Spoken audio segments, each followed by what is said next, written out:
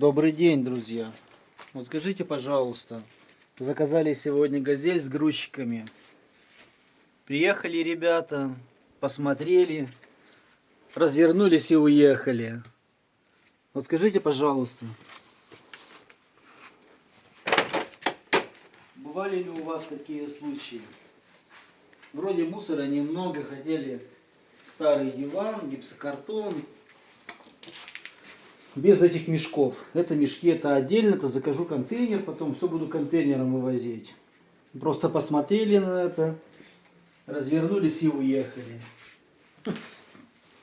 Интересно, конечно.